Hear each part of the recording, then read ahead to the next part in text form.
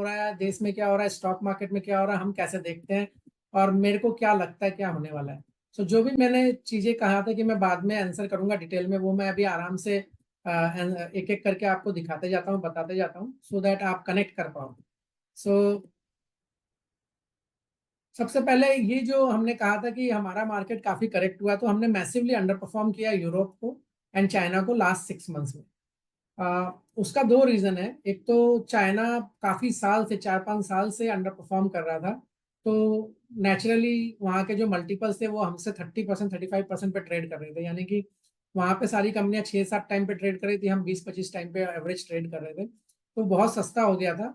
And at least on paper वो 4-5% की growth commit कर रहा था, तो उसके कारण एक अमाउंट ऑफ मनी वहाँ पे शिफ्ट होने वाला था, काफी दिन से होने की थी और वो हो रहा था, उसके कारण एक हमारा अंडर परफॉर्मेंस चाइना के वर्सेज आया है। यूरोप में पर्टिकुलरली हमारा अंडर परफॉर्मेंस आने का मेजर रीजन था कि हमारा जो करेंसी है, जैसे डॉलर अप्रिशिएट होना चालू हुआ जोर से, तो हमारी करेंसी भी थोड़ा स्लाइड होना चालू हुई। एंड बिकॉज हम एक एक्सपोर्टिंग कंट्री भी है और इम्पोर्टिंग कंट्री भी है, दोनों है, तो गवर्नमेंट को फाइन बैलेंस मेंटेन करना पड़ता है, तो हमारा एक अंडर परफॉर्मेंस उसके रीजन से भी आया। और वो अंडर परफॉर्मेंस इतना शार्प है कि उसके कारण मुझे लगता है कि अब हमारा समय आ गया जब हम वापस उस अंडर परफॉर्मेंस को कवर करेंगे और बहुत एग्रेसिवली आगे जाएंगे। इस अंडर परफॉर्मेंस के पीछे फंडामेंटल रीजन ये है कि जो अपना अक्टूबर नवंबर दिसंबर का जो क्वार्टर गया, उसमें ब्रॉडली 1 से 2% मार्जिन हिट सारी कंपनियों को लगा है, एक आध सेक्टर को छोड़ के। और 1 से 2% मार्जिन हिट जब होता है तो स्मॉल कैप कंपनीज जो 8-10% मार्जिन पे ऑपरेट करती है, मिड कैप कंपनीज जो 14-15% पे ऑपरेट करती है, और लार्ज कैप कंपनीज जो 20% मार्जिन पे ऑपरेट करती है, उसके अनुसार स्मॉल कैप में हर 1% मार्जिन इम्पैक्ट का 12-13% अर्निंग्स पे इम्पैक्ट आता है। मिड कैप पे 15% जो जिस पे ऑपरेट करते हैं उनके ऊपर 7% ईपीएस इम्पैक्ट आता है, और लार्ज कैप पे 5-6%। तो 1 से 2% जो मार्जिन मिस हुआ अक्टूबर नवंबर दिसंबर क्वार्टर, जिसके बहुत सारे कारण है, गवर्नमेंट के कैपेक्स में स्लो डाउन था, बहुत सारी चीजें थी, उसके कारण एस्टिमेट्स में जो है कट काफी हुआ है। 15 से 20% earnings estimate across the board कटे हैं, उसके कारण भी हमारा मार्केट नीचे आया 15 से 20%। लेकिन जैसे मार्केट जब चढ़ता है तब भी वो एग्जैक्ट एक मैथ्स के हिसाब से, इक्वेशन के हिसाब से नहीं चलता कि 15% अर्निंग्स अपग्रेड हुआ तो 15 ही चले, वो 30-40 तक जाता है। और जब गिरता है तो भी वो इतना नहीं गिरेगा कि 15% कट हुआ तो 15 ही गिरे, वो 30% गिरता है।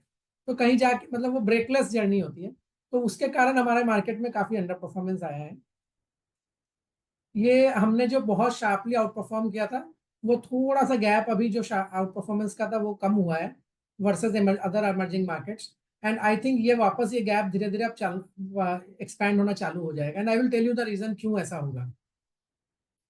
जो हमारा आउट परफॉर्मेंस आया है उसका मेन जो स्मॉल एंड मिड कैप है उसमें आउट परफॉर्मेंस और भी ज्यादा था। और उसका एक रीजन ये था कि अगर आप देखेंगे स्मॉल एंड मिड कैप की जो अर्निंग्स ग्रोथ है, वो लार्ज कैप से 3 से 4% ज्यादा हुई है पिछले 3-4 साल में, उसके कारण भी ये गैप ज्यादा है।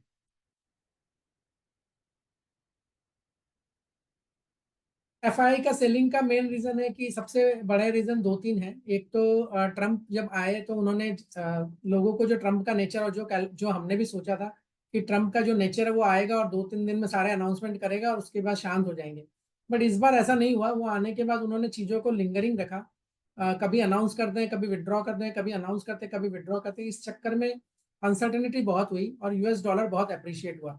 और यूएस डॉलर बहुत अप्रिशिएट होने के कारण लोगों को ये लगने लगा कि इंडिया में 6% की इकोनॉमिक ग्रोथ है, अगर अर्निंग्स ग्रोथ 10% भी आती है, तो हमारी अगर करेंसी 5% अप्रिशिएट हो गई तो हमको तो नेट रिटर्न 5% ही मिलेगा। वो 5% तो हमको यूएस में बॉन्ड में पैसा रख के मिल रहा, तो हम ये रिस्क क्यों लें।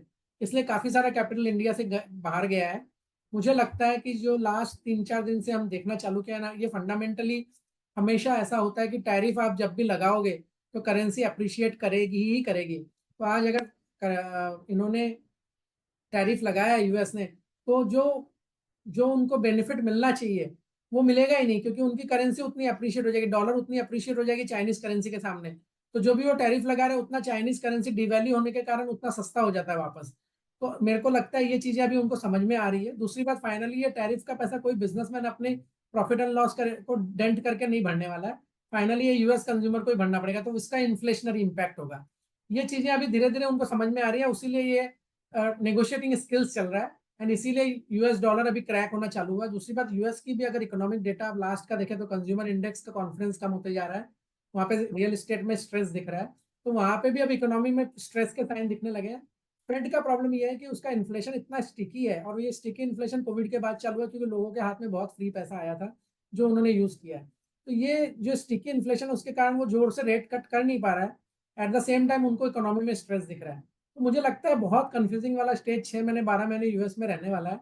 एंड जब भी कंफ्यूजन होता है, जैसे इंडिया में जब कंफ्यूजन था ट्रम्प आने के बाद, जो वो 1 महीना बहुत टफ गया, वैसा मुझे लगता है कि अगले 1-2 महीने यूएस में भी बहुत टफ जाने वाले हैं, और जो अंडर परफॉर्मेंस इमर्जिंग मार्केट का हुआ वो काफी कवर होगा, एंड इंडिया का specially because it is the most under performing market, हमारा अंडर परफॉर्मेंस बहुत ही स्पीड में कवर होगा। ये गवर्नमेंट स्पेंडिंग पे है। ये हालांकि ये डेटा ऐसा दिखाता है कि गवर्नमेंट की स्पेंडिंग में भी स्लो डाउन है, which is a fact. But at the same time हमने ये हमेशा देखा कि जब भी इलेक्शन का समय आता है तो गवर्नमेंट की स्पेंडिंग में थोड़ा स्लो डाउन आता ही है।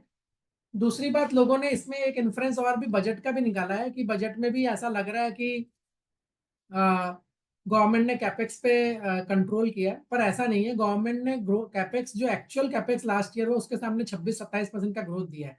तो मुझे लगता है कि कोई प्रॉब्लम है नहीं, और उतना कैपेक्स भी अगर हम कर पाए तो काफी अच्छा रिकवरी होगा। लिक्विडिटी का भी डेफिसिट था, वो तो अभी एड्रेस कर दिया, आरबीआई ने मल्टीपल इंजेक्शंस किए हैं लिक्विडिटी के। एंड यूएस डॉलर, जैसा कि मैंने कहा, स्ट्रेंथनिंग हो रहा था, अभी वो भी रुक गया है, एंड मुझे लगता है कि 105 के नीचे तो आ चुका है, मुझे लगता है स्लोली 102 के नीचे आ जाएगा। टैरिफ, जैसा कि मैंने कहा, is inflationary in nature and counterproductive to the whole purpose of putting it. तो इसका कोई फायदा लंबा होने वाला नहीं है, ये एक नेगोशिएटिंग ट्रिक है, और मेरे को लगता है इसका इम्पैक्ट भी स्लोली कम होते जाएगा। ये मैंने आपको ऑलरेडी बताया कि हर करेक्शन के बाद मार्केट बहुत जोर से रिकवर होता ही है, एंड ये इस बार भी होगा। बजट में गवर्नमेंट जो अच्छा से अच्छा कर सकते हैं वो किया है, काफी पैसा लोगों के हाथ में जा रहा है, आरबीआई रेट कट कर ही रहा है, और लिक्विडिटी का benefit small and mid cap को ज्यादा होता है, जो हमको इस बार भी दिखेगा। और हाँ, ये स्लाइड सबसे इंपॉर्टेंट है। पिछले कुछ वर्षों में जो हमने देखा है, अभी हम जब अपने मर्चेंट बैंकिंग के लिए इन्वेस्ट कंपनियों से मिलने के लिए जाते हैं, तो भी हमारा ये जब डिस्कशन होता है तो एक बहुत इंटरेस्टिंग चीज जो सामने है, जो कि एक तरह से अच्छा है, लेकिन मेरे को लगता है लॉन्ग टर्म में कंट्री के लिए अच्छा नहीं है। अभी सारे जो प्रमोटर्स हैं वो कैपेक्स जब डिस्कस करते हैं, तो कैपेक्स वो वही करना चाहते हैं जहाँ पे रिटर्न ऑन इक्विटी या रिटर्न ऑन इन्वेस्टमेंट या रिटर्न ऑन कैपेक्स 30% है, या 28% या 25% है। मेरे को लगता है ये एक तरह से तो अच्छा है, डिसिप्लिन है, क्योंकि हमने 2010 तक देखा था कि जेपी एसोसिएट जैसी कंपनियां वो अनाप शनाप कैपेक्स करे जाती है लिवरेज कर करके, और फाइनली बैंकरप्ट हो जाती है। तो एक फाइनेंशियल डिसिप्लिन बहुत अच्छी बात है। पर अभी जो फाइनेंशियल डिसिप्लिन है वो बहुत ज्यादा हो गया है। अभी प्रमोटर्स ऐसा सोचने लगे हैं कि अगर हमारा रिटर्न रेशियोज अच्छे नहीं हुए तो हमारा मार्केट कैप नहीं चलेगा, हमारे स्टॉक के प्राइस ऊपर नहीं जाएंगे। ये थॉट प्रोसेस बराबर नहीं है मेरे हिसाब से, क्योंकि इससे क्या होगा, आपकी कंट्री कैपेक्स नहीं करेगी, आपकी कंपनी कैपेक्स नहीं करेगी। तो अभी प्रमोटर्स वही कैपेक्स करना चाहते हैं जहाँ पे रिटर्न ज्यादा। तो अगर 200 करोड़ का टोटल प्लांट है, तो उसमें से अगर 120 करोड़ की मशीन ऐसी है जिसमें रिटर्न 30% है, और 80 करोड़ की मशीन ऐसी है जिसमें 10% रिटर्न, तो 10% वाली मशीन को खरीदते ही नहीं है, तो वो उसको किराए पे ले लेते हैं, या इम्पोर्ट आउटसोर्सिंग कर देते हैं, या वो सामान इंपोर्ट कर लेते हैं। मेरे को लगता है ये थॉट प्रोसेस के कारण भी अपना प्राइवेट कैपेक्स में स्लो डाउन है, एंड इसके कारण बैलेंस शीट्स तो स्ट्रांग हुई है। पर अगर आप देखेंगे, चाइना का रिटर्न ऑन इक्विटी एक्सपेक्टेशन जो है वो 10% है, और हमारा रिटर्न ऑन इक्विटी ऑलरेडी 16% पे है, और एक्सपेक्टेशन जो प्रमोटर्स के वो 20-25% पे है। मेरे को लगता है ये बराबर नहीं है, क्योंकि आपको जब अपनी कंपनी बनानी है, आप 10-20-50 साल सेकंड जनरेशन के लिए बना रहे हो, तो आपको कंपनी को मजबूत और ठोस बनाना चाहिए। आपको लिवरेज कम करना चाहिए, ग्रोथ स्लो करना चाहिए, लेकिन इसका मतलब ये नहीं है कि आप कैपेक्स स्लो कर दो। तो अभी कॉर्पोरेट्स क्या कर रहे हैं, लोन जो ले रहे हैं सारे वर्किंग कैपिटल के लिए ले रहे हैं, तो ग्रोथ कर रहे हैं लेकिन कैपेक्स नहीं कर रहे हैं। So this is a very dangerous sign, and इसका लॉन्ग टर्म में इम्पैक्ट होगा, because our dependency on others will go up. Secondly, आपकी कंपनी कभी मजबूत नहीं होगी। तीसरा, प्राइवेट कैपेक्स पिकअप ही नहीं होगा। तो ये मैं आपको पर्टिकुलरली बताना चाहता था, एंड ये हमने बहुत रिसर्च भी किया इस पे मैंने टीवी पे भी बहुत बार बोला है, एंड हमने इंटरव्यू भी किया है इसके ऊपर, स्पेसिफिक एनडीटीवी पे भी किया है, सीएनबीसी पे भी किया है, ईटी नाउ पे भी किया है, वहां पे भी एक्सप्लेन किया है। ये आपको अक्रॉस द बोर्ड दिखेगा कि काफी सारा इम्पैक्ट है प्राइवेट कैपेक्स में। ये हमने ऑलरेडी डिस्कस किया है, मैंने आपको बताया है।